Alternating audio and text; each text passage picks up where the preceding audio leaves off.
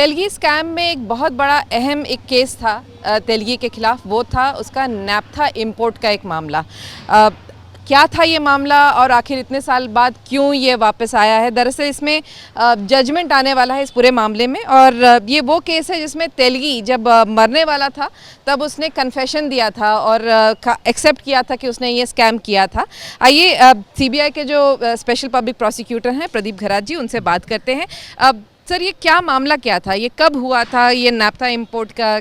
ये मामला 2001 टू 2006 तक हो गया था। यानी टोटल प्रोसीजर जो तेलगी ने देखा कि ही कुड अर्न लुक्रिशियस प्रॉफिट्स। ये जो नाप्ता है वो पेट्रोल में मिक्स करने का, पेट्रोल पंप पे बहुत सारा प्रॉफिट है। इसके लिए उसने सोचा कि ये बिजनेस करेंगे। तो ये वो स्टैंप वाला जो घोटाला था उसके बाद उसमें जब भी वो चालू था, ये 2001 तभी की बात है। तो उसने उसका जो उसके लिए उसको नाप्ता इंपोर्ट करना था। तो इंपोर्ट करना था तो उसके लिए कुछ वजह तो दिखानी चाहिए कि क्यों चाहिए। तो एक केमिकल कंपनी जहाँ इंडस्ट्रियल प्रोडक्ट्स है, जहाँ थिनर्स की और जहाँ इंडस्ट्रियल प्रोडक्ट्स की जो प्रोसेसिंग होती है, ऐसी कंपनी चाहिए थी। तो तेलगी को थाना में थाने पॉली ऑर्गेनिक्स नाम की एक कंपनी बंद पड़ी हुई मिली। तो नाम के लिए वो कंपनी चाहिए थी, तो खरीद लिया 40 लाख में कंपनी। और उसके जो डायरेक्टर्स थे, तीन डायरेक्टर्स थे। तो उनको भी उसने समझाया क्या करना है, वो भी तैयार हो गए। जो कॉन्स्पिरेसी हो गई कि सब तैयार हो गए।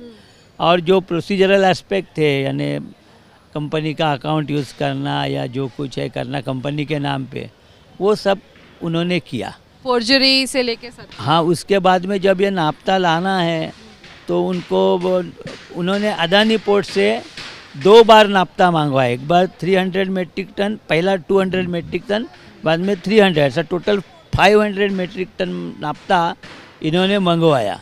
तो उसके लिए बहुत सारी प्रोसीजर करनी पड़ती है, सब डॉक्यूमेंट देने पड़ते हैं।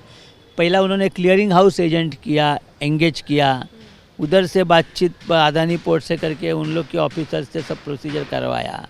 बाद में उन्होंने 2 कैरियर्स एंगेज किए, एक आशापुरा फ्रेट कैरियर्स करके और एक नेशनल ट्रांसपोर्ट। और उनके थ्रू जब वो नाप्ता आ गया तो दोनों के थ्रू, एक के थ्रू 200 MT, एक के थ्रू 300 MT नाप्ता उठाया। और जैसा नाप्ता बाहर गया वहाँ से, वो सब पेट्रोल पंप्स पे थाने पॉली ऑर्गेनिक्स के नाम लिया था, लेकिन सब पेट्रोल पंप्स पे वो डिस्ट्रीब्यूट किया पेट्रोल में मिक्स करने लिए।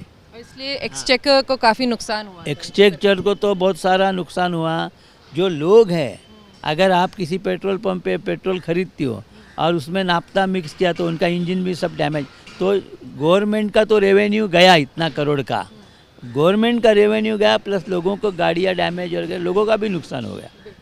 तो तेलगी के जितने स्कैम्स थे उनमें सरकारी वकील प्रदीप घरात जी ही थे, सीबीआई को रिप्रेजेंट कर रहे थे।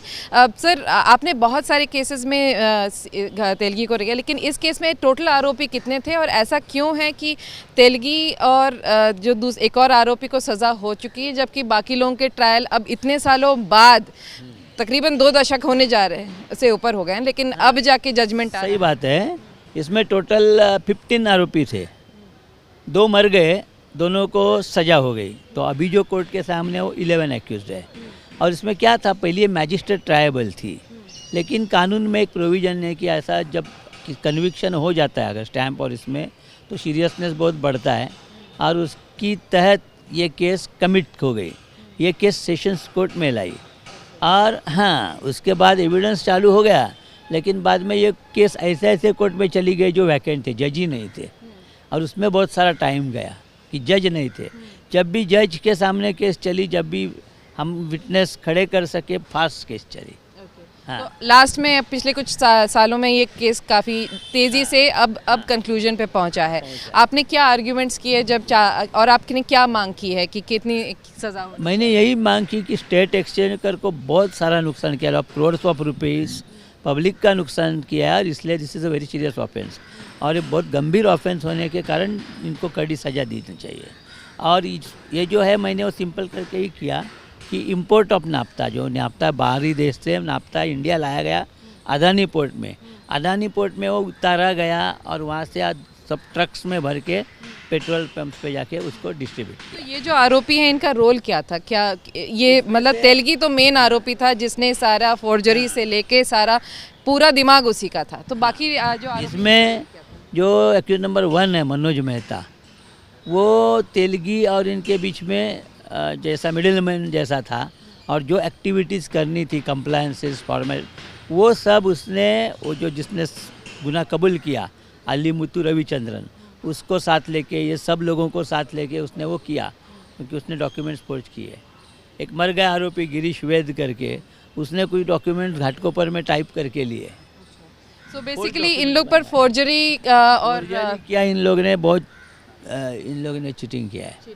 हाँ, तो अब आप तेलगी ने इस पूरे मामले में, जब उसको एड्स हो गया था और वो बेंगलुरु के जेल में था, तब उसने इस पूरे मामले में कन्फेशन दिया था और माना था, अपना कबूलनामा दिया था।